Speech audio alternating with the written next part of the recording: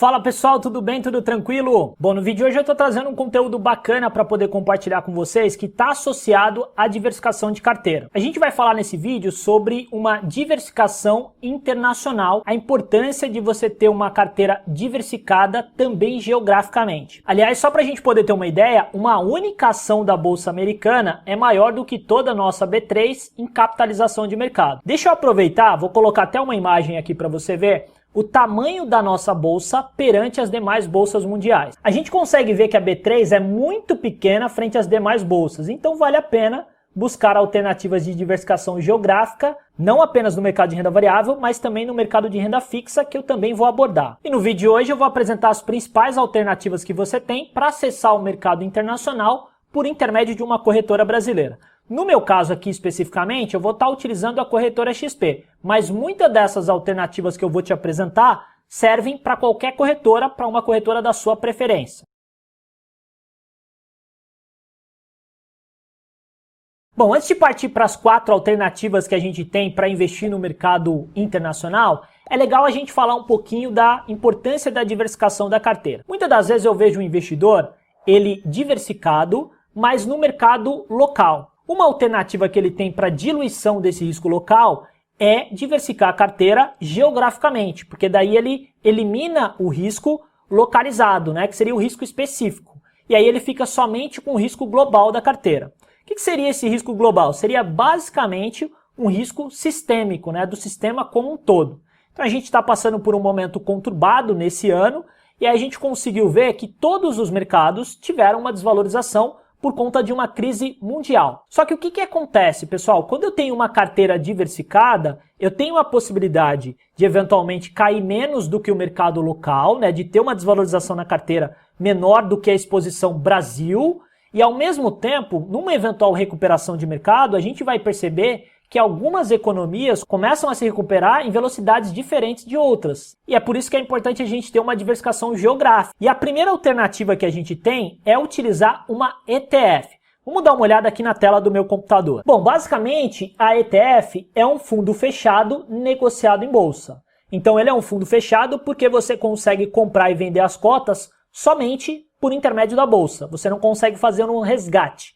Precisa ser via Bolsa de Valores. E aí, basicamente, a gente tem duas ETFs que têm exposição ao mercado internacional, mais especificamente ao mercado norte-americano, através do índice S&P 500, né, que representa o desempenho das 500 maiores empresas de capital aberto dos Estados Unidos. Então, quando a gente compra cotas dessas duas ETFs, basicamente a gente está comprando um pacote de empresas norte-americanas. Por exemplo, Coca-Cola, Apple, Microsoft, Amazon, etc. E aí a gente tem a exposição nas ações, nas empresas, mas ao mesmo tempo a gente também está comprado em dólar. Ou seja, a gente também vai sofrer com a variação cambial. Vamos dar uma olhada lá no Home Broker como é que a gente pode adquirir essas ETFs via Bolsa de Valores. Bom, aqui é muito simples, né? A gente vai colocar o ticker dessa ETF, aqui eu estou colocando o IVVB11 e o SPXI11. E aí a gente vai fazer uma compra normal, né? Eu clico aqui em comprar. E aí eu coloco a quantidade, essas ETFs trabalham com múltiplos de 10, então essa seria a quantidade mínima que eu compraria no lote padrão. Então eu posso aqui clicar e colocar a quantidade que eu gostaria de adquirir desse papel. E aí, basicamente, é enviar uma ordem, como a gente costuma fazer para comprar uma ação. Agora você também pode se perguntar, Michel, dá para comprar no mercado fracionário?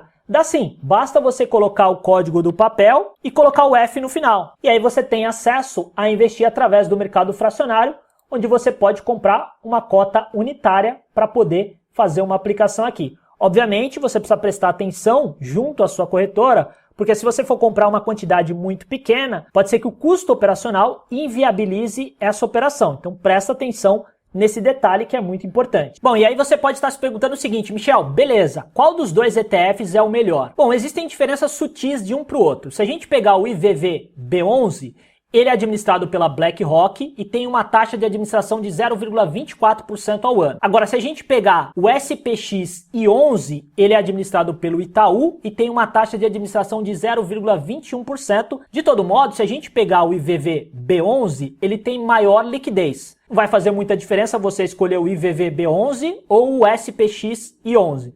fica no seu critério como investidor. Atualmente eu priorizo o ativo que tem mais liquidez. Bom, então a gente conseguiu ver que essas duas ETFs buscam basicamente replicar a rentabilidade do índice S&P 500 de forma passiva, né? Então eles tendem a ficar ali aderente à movimentação do índice. Por outro lado, eu coloquei aqui uma observação que não se enquadra nas 4 alternativas para a gente poder ter uma diversificação no exterior, mas que vale a pena eu frisar apenas em caráter educacional. Existem basicamente 2 contratos que são negociados na B3 que são atrelados ao contrato futuro do S&P 500. E aí a gente tem um contrato padrão e o microcontrato. Eu não vou entrar no detalhe desses 2 contratos futuros, porque normalmente quem está negociando o contrato futuro está fazendo isso com um objetivo especulativo. E esse vídeo aqui tem um propósito diferente para que a gente possa falar sobre investimentos. Mas se você quiser saber um pouco mais sobre a negociação desses contratos futuros de S&P 500, deixa aqui nos comentários que eu posso fazer um vídeo mais à frente apresentando todos os detalhes desse contrato futuro para você. Partindo aqui para a segunda opção, a gente já consegue ver que seriam os fundos internacionais. Diferentemente das ETFs que são fundos fechados, esse aqui são fundos abertos, onde eu consigo solicitar um resgate da minha aplicação financeira. E aí a gente tem algumas opções, né? A gente tem fundos de renda fixa global, fundos de renda variável, que inclui basicamente ações e multimercados. Nesse caso especificamente, é interessante a gente buscar fundos de gestão ativa. Então, por exemplo, se eu estou atrelado lá a um fundo de ações, eu tenho como objetivo ultrapassar a rentabilidade do S&P 500 e para isso, obviamente, eu utilizo o trabalho de um gestor para que ele possa eventualmente obter uma rentabilidade superior a um índice de referência. Uma opção que a gente acaba tendo quando utiliza um fundo aberto é a opcionalidade de exposição cambial. Quando a gente investe através de uma ETF, a gente tem exposição ao dólar. E quando a gente investe através de um fundo aberto, a gente pode ter a exposição ao dólar ou não. Bom, e aí você pode estar se perguntando o seguinte, Michel, qual que é a principal diferença de estar posicionado em um fundo de investimento internacional que sofre com a variação cambial, ou seja, com dólar, e um fundo que tem o hedge da carteira, ou seja, que não está atrelado à variação do câmbio? Basicamente, essa diferença é bastante simples. Quando você compra, por exemplo, uma ETF, o IVBB11, como você está atrelado à variação cambial, você está apostando numa alta do índice de referência, no caso o S&P 500, mas ao mesmo tempo você também está comprado no dólar, porque você vai sofrer com a variação cambial. E aí o que pode acontecer? Você pode ter uma alta do S&P 500 e ao mesmo tempo uma alta do dólar. Isso vai aumentar a tua rentabilidade. Mas o contrário também pode acontecer. Você pode ter uma alta nas ações que compõem o índice S&P 500, mas ao mesmo tempo uma queda no dólar. Isso vai neutralizar o movimento de alta que você teria proporcionado pelas ações. Agora, o contrário também é verdadeiro, né? Na hipótese de uma queda do índice de referência, eventualmente se o dólar se valorizar, você vai minimizar essa queda e dependendo da amplitude da movimentação do dólar, você pode até ter um resultado positivo, né? Só com a variação do câmbio. Então vale a pena você avaliar se você quer ter essa exposição ao dólar. É possível você, por exemplo, estar posicionado acreditando numa alta do S&P 500 sem ter a variação cambial. E aí, se você quiser comprar dólar na carteira para ter um pouquinho de diversificação em moeda forte, você pode investir diretamente num fundo cambial. É possível fazer isso também. Vai muito da avaliação do portfólio de cada investidor. Bom, a gente está falando basicamente do mercado americano, mas na verdade, quando a gente acessa um fundo internacional, existem uma série de possibilidades. Uma delas é uma diversidade de mercados. Então a gente não necessariamente vai estar investindo no exterior atrelado ao mercado americano. A gente de repente pode utilizar o mercado asiático, o mercado europeu ou até mesmo uma cesta de ações de tecnologia ou de um outro setor, caso a gente tenha algum veículo que possa proporcionar isso pra gente. Vamos dar uma olhada em alguns fundos lá na plataforma só pra gente poder fazer um overview aqui. Bom, e aí a gente consegue ver alguns fundos que são dolarizados e outros fundos que não são dolarizados. E aí tem várias opções, né? A gente pode, por exemplo, avaliar fundos de ações globais ou eventualmente avaliar um fundo de bolsa americana, por exemplo, né? Então, existem uma série de possibilidades aqui. Aqui embaixo a gente consegue ver também fundos multimercados globais e por último a gente também consegue ver aqui fundos de renda fixa. A gente também tem essa possibilidade de se expor ao mercado de renda fixa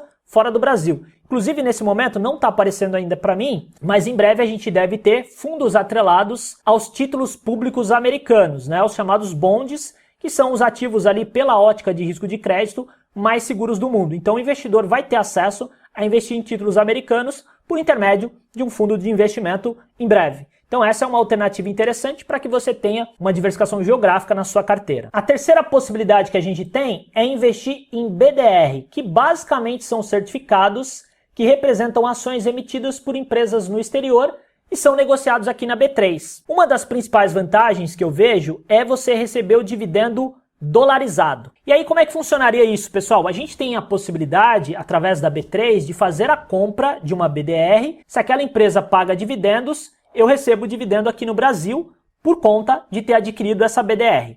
E aí esse dividendo vem dolarizado, né? Então ele vai entrar na minha conta convertido para reais, mas na hipótese, eventualmente, do dólar ter uma alta, eu posso ter um upside, um ganho adicional nesses dividendos. É claro que o contrário também é verdadeiro. Mas aqui vale uma observação importante. Se a gente pegar os dividendos de empresas americanas, eles sofrem tributação, né? A tributação lá é em 30%.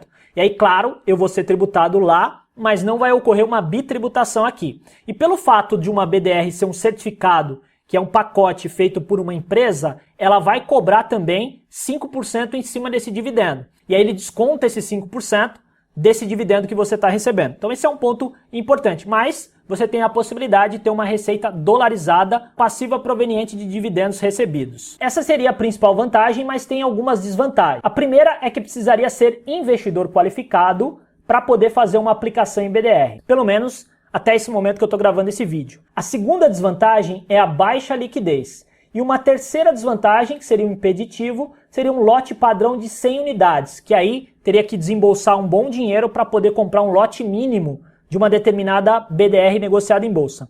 Na verdade, eu coloquei aqui um asterístico, porque esse lote padrão que era de 100 caiu para múltiplos de 10, né? E aí também você tem a possibilidade de negociar no mercado fracionário. E também coloquei aqui um asterístico nesse investidor qualificado, porque está em pauta essa alteração para que as BDRs sejam liberadas para todo mundo, então não precisaria ser investidor qualificado, que é aquele investidor que detém patrimônio superior a R$1 milhão em aplicações financeiras, para poder acessar as BDRs. Se realmente ocorrer essa alteração, a gente tem uma perspectiva de que possa aumentar a liquidez nesse mercado e aí propagar isso para mais investidores eu considero que seria importante para desenvolver esse mercado. Bom, vamos dar uma olhada lá no Home Broker, como é que a gente faz para investir em uma BDR, que é bastante simples, né? A gente vai colocar o ticker do papel e simplesmente vai fazer a compra. Então já deixei aqui para você algumas ações, por exemplo, Amazon, McDonald's e Facebook. E aqui para fazer a compra é bastante simples, né? O mesmo procedimento adotado para comprar qualquer tipo de papel.